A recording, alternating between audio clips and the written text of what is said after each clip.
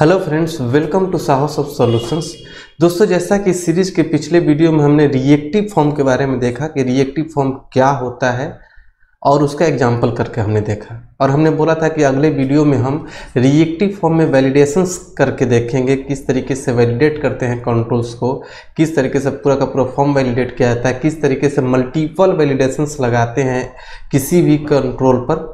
तो उन सारी चीज़ों को इस वीडियो में हम बिल्कुल ही डीपली देखने वाले हैं। मतलब कि वैलिडेशंस इन रिएक्टिव फॉर्म्स, रिएक्टिव फॉर्म में वैलिडेशन कैसे लगाते हैं, मल्टीपल वैलिडेशन कैसे लगा दिया जाता है, अलग अलग वैलिडेशंस के लिए अलग अलग मैसेज कैसे दिखाते हैं, और वो भी सब कुछ टीएस फाइल से कैसे हैंडल होता है, ये सब कुछ हम फोकस करेंगे। जैसे कि आपने टेम्पलेट ड्रिवन फॉर्म में देखा कि सारा चीज़ HTML से कंट्रोल हो रहा था, लेकिन रिएक्टिव फॉर्म पर हम रिएक्टिव मैनर में काम करते हैं। सब कुछ मॉडल से कंट्रोल होगा, सब कुछ आपके टीएस फाइल से कंट्रोल होगा।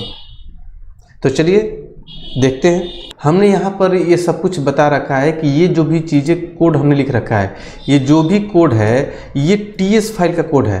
ठीक है, टीएस फाइल पर जहाँ पर हमने ग्रुप बनाया था फॉर्म कंट्रोल का, ठीक है, वहीं पर हम ये सारे वैलिडेशंस लिखेंगे। मतलब सब कुछ टीएस फाइल से हैंडल होगा। ठीक है, और वैलिडेशन बहुत ही इंपॉर्टेंट पार्ट होता है किसी भी फॉर्म का।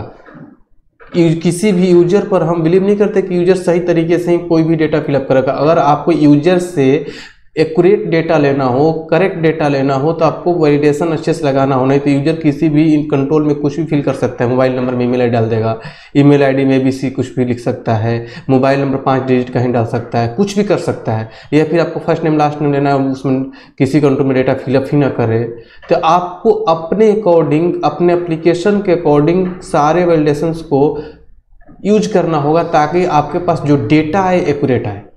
इससे वैलिडेशन इंपॉर्टेंट पार्ट हो जाता है किसी भी फॉर्म के लिए, यूजर से जब भी हमें डेटा लेना होता है। तो चलिए मैं आप लोगों को डायरेक्टली प्रोजेक्ट में लिए चलता हूँ और वहाँ पर आपको एग्जांपल करके दिखाता हूँ कि वैलिडेशन लगाते कैसे। तो ये हमारा प्रोजेक्ट है जहाँ पर हमने पिछले क्लास में रिएक्टिव फॉर्म डेवलप किया था। देख लीजिए कि यहाँ पर हमने HTML डिजाइन किया था और TS फाइल पर हमने यहाँ पर कंट्रोल वगैरह बनाया था।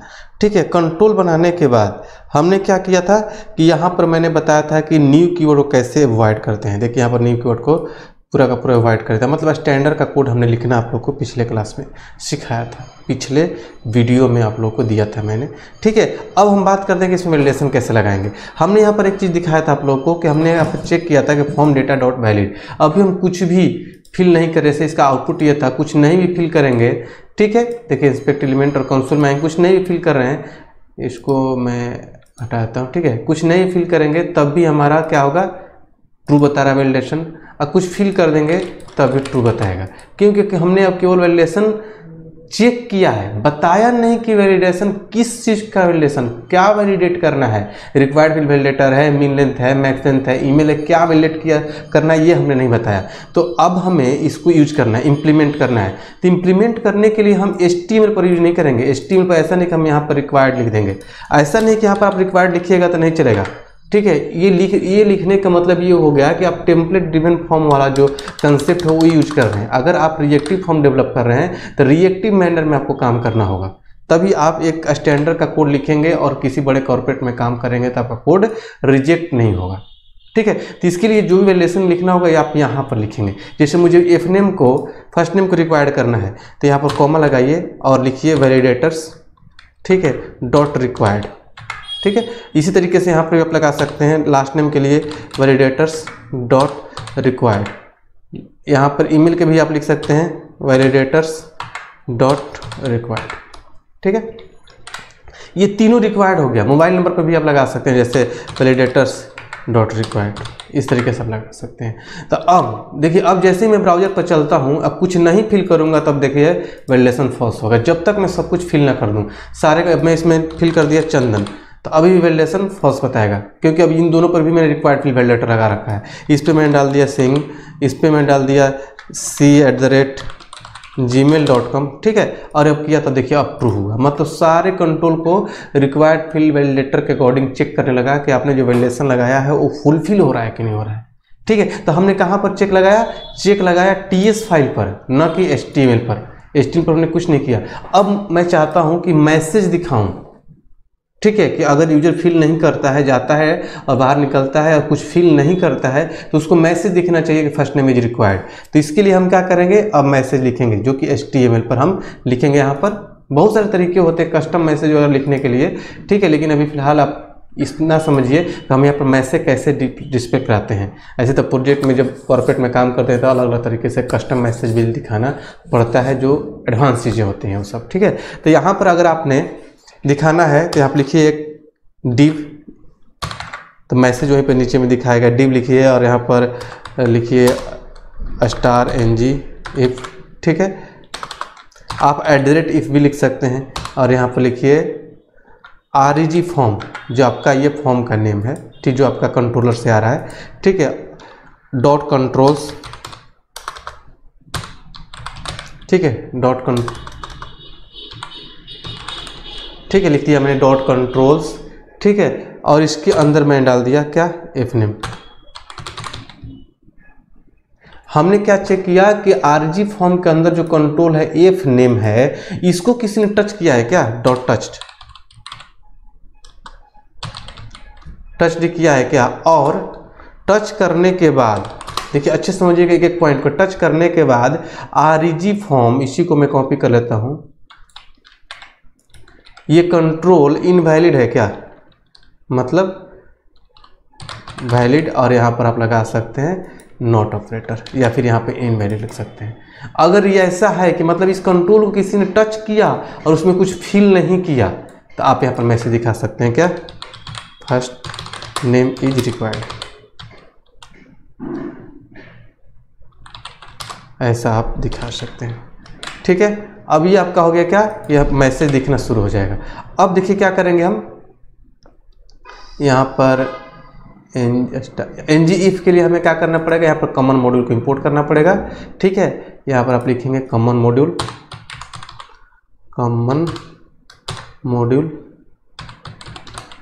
ठीक है, और इसको आप इंपोर्ट कर दीजिए। नहीं आ रहा है तो आप यहाँ से कॉपी पेस्ट कर लीजिए कॉमन मॉड्यूल को और यहाँ पर आप डाल दीजिए, ठीक है। कॉमन मॉड्यूल C कैपिटल होना चाहिए था, हमने C स्मॉल लिख दिए, नहीं आ रहा था। कॉमन मॉड्यूल को इंपोर्ट कर दिया हमने, अब ये चल जाएगा, कोई एरर नहीं आएगा। अब हम चलते हैं रिएक्टिव फॉर्म पर। अब बता रहा है कि एक चीज़ हमने और भी टच दे, इसका स्पेलिंग मिस्टेक किया है, ठीक है, अब ये चल जाएगा, ठीक है, चल गया। अब चलते हैं ब्राउजर पर और यहाँ पर मैंने गया और टच करके दूसरे में आ गया, बता रहा है कि फर्स्ट नेम इज रिक्वायर्ड, ठीक है। अगर मैं इसमें टाइप कर दूंगा तो हट जाएगा, अगर टाइप नहीं किया और यहाँ पर आया तो बोला कि फर्स्ट नेम रिक्वायर्ड था, आपको इसमें फिल करना है, ठीक है। तो ये आपको अब नोटिफिकेशन देगा। ये अगर डिव लिख दिया तो नीचे दिखा रहा है, अगर स्पेल लिए होते तो यहाँ बगल में दिखाता। ये सारी चीज़ें मैं कर इसे दिखा रहा हूँ ताकि आप जब किसी प्रोजेक्ट में काम करें तो इसी तरीके से करें ताकि आपका कोड रिजेक्ट ना हो और आपको कोई प्रॉब्लम ना फेस करना पड़े। अब देखिए इसी तरीके से सब में आप लगा सकते हैं, इसको कॉपी करिए और यहाँ पर भी लास्ट नेम के लिए भी कर सकते हैं और ईमेल आईडी के लिए भी कर सकते हैं और इसी में आप यहाँ पर जहाँ जहाँ एफ नेम है वहाँ पर एल नेम डाल दीजिए, कॉपी करिए और यहाँ पर भी एल नेम कर दीजिए, आप लिख दीजिए लास्ट नेम, ठीक है। और यहाँ पर आप डाल दीजिए ईमेल और यहाँ पर डालिए ईमेल और यहाँ पर ईमेल और यहाँ पर लिख दीजिए email is required, email ID is required, ठीक है। अब हम मोबाइल नंबर पर भी लिख सकते हैं। अब देखिए इसको चेक करते हैं, चलते हैं ब्राउजर पर और यहाँ पर आइए, मैंने इसको नहीं डाला, इस पर आया तो बता रहा है फर्स्ट नेम रिक्वायर्ड, इस पर भी नहीं कुछ फिल किया, लास्ट नेम रिक्वायर्ड, इसमें भी कुछ फिल नहीं किया, ईमेल आईडी रिक्वायर्ड, इसमें कुछ फिल कर दूंगा तो हट जाएगा, चंदन, इसमें भी फिल कर दूंगा, सिंह, इसमें भी फिल कर दिया। ये देखिए अभी ईमेल आईडी भी हमने गलत टाइप किया है, फिर भी ये एक्सेप्ट कर लिया क्योंकि हमने ईमेल वैलिडेशन अभी नहीं लगाया, वो भी लगाएंगे, अभी रजिस्टर करेंगे तो अभी ट्रू हो गया, ठीक है। किसी एक को छोड़ेंगे तो ये बताएगा कि ये रिक्वायर्ड है, आपको डालना है, मतलब आपको इंडिकेशन देने लगा, ठीक है। ये सब करना होता है, मैसेज दिखाना होता है यूजर को ताकि यूजर कुछ गलती ना करे। अब अगला चीज़ कि अब मुझे इसमें मल्टीपल वैलिडेशन लगाना है, मल्टीपल वैलिडेशन लगाना है तो कैसे लगाएंगे। देखिए अब एक चीज़ ये भी समझना बहुत ज़रूरी हो जाता है क्योंकि एक कंट्रोल पर मल्टीपल वैलिडेशंस भी लगाने होते हैं। तो अब यहाँ पर जब हम आएंगे यहाँ पर, ठीक है, तो यहाँ पर आप जो वैलिडेशन का जो प्लेस होता है पैरामीटर का एरे के अंदर दूसरे नंबर का होता है 1 इंडेक्स पर, मतलब 0 1 इंडेक्स पर आपका वैलिडेशन का होता है। अगर और वैलिडेशन लगाना है तो यहाँ पर आप कॉमा लगाकर लिखेंगे वैलिडेटर्स डॉट मीन लेंथ, मान लीजिए मीन लेंथ हमें 5 कैरेक्टर कम से कम डालना है, ठीक है, तो ये गलत अप्रोच है, ठीक है। क्यों? क्योंकि अब ये वाला जो प्लेस हो गया, ये हो गया आपका 0 1 2 के इंडेक्स पर, ये नहीं होना चाहिए। इसको आप ब्रैकेट के अंदर, स्क्वायर ब्रैकेट के अंदर रख दीजिए ताकि एक ही इंडेक्स पर पूरा वैलिडेशन हो। अब ये दोनों एक ही इंडेक्स हो गया, ठीक है। अब इसी के अंदर एक और वैलिडेशन लगाना है तो यहीं पर आप कॉमा लगाकर इसी के अंदर लगाइए, ठीक है, क्योंकि जो वैलिडेशन का प्लेस होता है 1 इंडेक्स होता है, ठीक है। वैलिडेटर डॉट मैक्स लेंथ हमने कर दिया, सपोज करिए, और इसमें लगा दिया हमने क्या 10। फर्स्ट नेम में हमने कर दिया कि मीन लेंथ मिनिमम 5 कैरेक्टर होना चाहिए, मैक्सिमम 10 कैरेक्टर होना चाहिए। इस तरीके से ईमेल में भी मुझे लगाना है। सपोज करिए कि मैंने यहाँ पर स्क्वायर ब्रैकेट लगाया और यहाँ पर भी स्क्वायर ब्रैकेट और कॉमा लगाकर मैंने कर दिया वैलिडेटर्स डॉट ईमेल। अब इतना ही ईमेल केवल लिख देंगे तो ईमेल आईडी वैलिडेट करने लगेगा कि आपने एड्रेस लगाया है कि नहीं, ये सब चेक करने लगेगा, ठीक है। अब चलते हैं यहाँ पर, अभी इसमें और भी कुछ चीज़ें बताऊंगा कैसे प्रॉपर और स्टैंडर्ड का कोड लिखते हैं। अब यहाँ पर हमने लगाया और यहाँ पर हम चलते हैं, देखिए यहाँ पर लिखा मैंने अजय। देखिए पहले एक चीज़ समझिए, हमने कुछ नहीं फिल किया तो क्या बोल रहा है कि फर्स्ट नेम इज रिक्वायर्ड, मैंने लिख दिया AJAY अजय। अभी भी इसमें बोल रहा है फर्स्ट नेम रिक्वायर्ड है, जबकि हमने फर्स्ट नेम फिल कर दिया। अब कौन सा वैलिडेशन चेक कर रहा है कि मिनिमम 5 कैरेक्टर होना चाहिए, ठीक है। तो यहाँ पर मैसेज गलत दिखा रहा है, यूजर तो कंफ्यूज हो जाएगा। अब यहाँ पर लिखा हुआ आना चाहिए था कि first name should be 5 character, इस तरीके से लिखा हुआ आना चाहिए। तो अब अलग अलग वैलिडेशन के अलग अलग मैसेज कैसे दिखाते हैं, ये भी बहुत इंपॉर्टेंट पार्ट है। अब देखिए मैंने एक और कुछ कैरेक्टर डाले, हट गया, लेकिन यूजर को कैसे पता चलेगा भाई कि आपको 5 कैरेक्टर डालना है कि 10 कैरेक्टर डालना है, आपका इंडिकेशन देना होगा। अब मैं ज़्यादा किया, अब फिर एरर आ गया, बोला फर्स्ट नेम इज रिक्वायर्ड, जबकि हमने फर्स्ट नेम तो डाल रखा है। अब यहाँ पर लिखना पड़ेगा कि first name should not be greater than 10 character, या फिर first name should be less than 10 character, ऐसा लिखना पड़ेगा। अलग अलग वैलिडेशन का अलग अलग मैसेज, ठीक है। अब ईमेल आईडी है, हमने लिखा है यहाँ पर। अब ईमेल आईडी हमने टाइप अगर कर दिया यहाँ पर तो अभी भी आ रहा है, यहाँ पर लिखा हुआ अभी टाइप कर दिया तो अब लिखा होना चाहिए कि email ID should be correct. जब मैं यहाँ पर एट लगा कैसे लिखूँ तब हटना चाहिए मैसेज, मतलब वैलिडेशन तो चेक करने लगा कि ईमेल आईडी सही होना चाहिए। अगर ऐसे में लिखूंगा तो बोला कि ईमेल आईडी रिक्वायर्ड है तो यहाँ पर मैसेज आना चाहिए email ID should be correct. I hope कि आप लोगों को समझ में आ रहा होगा। तो अब अलग अलग वैलिडेशन के लिए अलग अलग मैसेज कैसे लिखाते हैं ये भी बहुत मायने रखता है, इसको समझिए ऐसे से। यहाँ पर आइए कोड में, और कोड में हम यहाँ पर चेक लगाते हैं।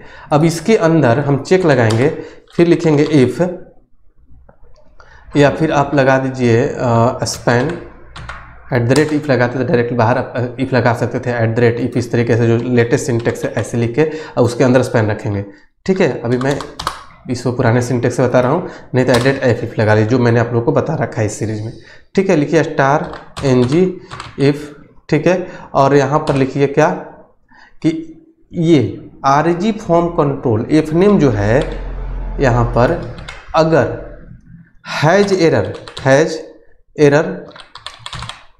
रिक्वायर्ड है, ठीक है। अगर रिक्वायर्ड वाला एरर आ रहा है इसमें तो फर्स्ट नेम इज रिक्वायर्ड आना चाहिए लिखा हुआ, ठीक है। ये हटाइए, फर्स्ट नेम इज रिक्वायर्ड लिखा हुआ आना चाहिए, तो बड़ा कर देते हैं। इसी तरीके से मैं कॉपी करके पेस्ट कर दिया। अगर इसमें मीन लेंथ का प्रॉब्लम है तो यहाँ पर लिखा हुआ आना चाहिए कि first name should be 5 character, ठीक है। First name should be 5 character. अगर यहाँ पर मैक्स लेंथ का है, ठीक है, तो यहाँ पर लिख देंगे first name should be less than 10 character. इस तरीके से आपका लिखा हुआ आना चाहिए। सेव करिए और चलिए ब्राउजर पर देखिए, अब प्रॉपर मैसेज दिखाएगा। मैंने लिख दिया, कुछ नहीं लिखा तो बोला फर्स्ट नेम रिक्वायर्ड, हम लिख दिया कि अजय, ठीक है। बोला first name should be 5 character, अब हमने लिखा एक और कैरेक्टर हट गया। अब 10 कैरेक्टर ज़्यादा आएगा तो बोला first name should be less than 10 character. अब मतलब प्रॉपर मैसेज दिखाने लगा। इस तरीके से आपको मैसेज दिखाना होगा। अब ईमेल आईडी के लिए भी आप लगा सकते हो उसी तरीके से कि अगर ईमेल गलत है तो देखिए कैसे।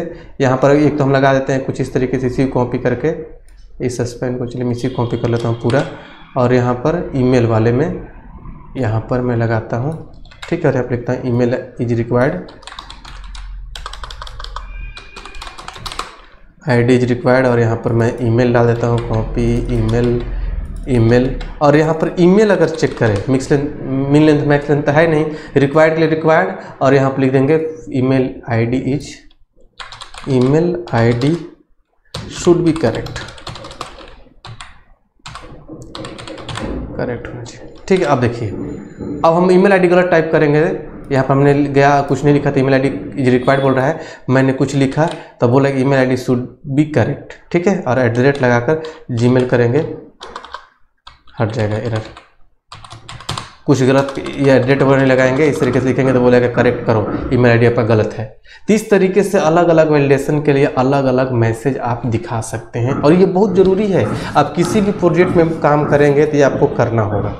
अब अगला चीज़ एक और पॉइंट समझिए यहाँ पर कि जो स्टैंडर्ड होता है कोड लिखने का, यहाँ पर जब आते हैं तो ये जो हमने मल्टीपल अगर वैलिडेशन लगा दिया तो एक और एंगलर बोलता है कि इसको आप कंपोज कर दीजिए। यहाँ पर लिख दीजिए validators.compose, ताकि इसका एग्जीक्यूशन फास्ट हो जाए, कंपोज करके इसको एग्जीक्यूट करेगा। ठीक है, इस तरीके से यहाँ पर भी लिख सकते हैं validators.compose। ये सब आप लोग को यूज करना होगा। पूरे बहुत लोग ऐसा यूज नहीं करते हैं, तो उनके जिनके पास नॉलेज कमी होती है तो नॉर्मली यूज करके छोड़ देते हैं, कंपोज वगैरह नहीं करते। लेकिन कंपोज वगैरह लिखिएगा तो एंगुलर के फीचर को आप यूज कर रहे हैं। एंगुलर ऐसा रिकमेंड करता है कि कंपोज करके वैलिडेशन लगाइए, तो मतलब सब कुछ कहाँ पर हैंडल हो रहा है, सब कुछ TS फाइल से हैंडल हो रहा है। तो इस तरीके से आपको वैलिडेशन लगाना है। तो आई होप कि आप लोगों को समझ में आ गया होगा कि वैलिडेशंस कैसे लगाते हैं रिएक्टिव फॉर्म में। फिर भी आपके माइंड में कोई भी कन्फ्यूजन हो तो हमारे कमेंट बॉक्स में जरूर शेयर करिए, वहाँ पे कमेंट का रिप्लाई करेंगे। अगले वीडियो में अगले टॉपिक के साथ मिलेंगे, वो भी रिएक्टिव फॉर्म का ही पार्ट होगा। बहुत सारी चीज़ें हमें अभी देखने हैं, स्टेप बाय स्टेप। एक ही वीडियो में सारा चीज़ें बता रहा हूँ ताकि वीडियो बहुत बड़ा ना हो जाए, तो पॉइंट टू पॉइंट हम एक एक वीडियो देंगे जिसमें हम समझेंगे। इसलिए बने रहिए सीरीज में। अगर आपने चैनल को सब्सक्राइब नहीं किया तो जल्दी सब्सक्राइब करिए, बेल के आइकन क्लिक कर लीजिए ताकि आप हमेशा अपडेटेड रहें। अगर आपको लाइव क्लास ज्वाइन करना है तो वीडियो के डिस्क्रिप्शन बॉक्स में जाइए और वेबसाइट का लिंक अवेलेबल है, विजिट करिए, सिलेबस देखिए और लाइव क्लास ज्वाइन करिए। चलिए मिलते हैं अगले वीडियो में, तब तक के लिए थैंक यू सो मच।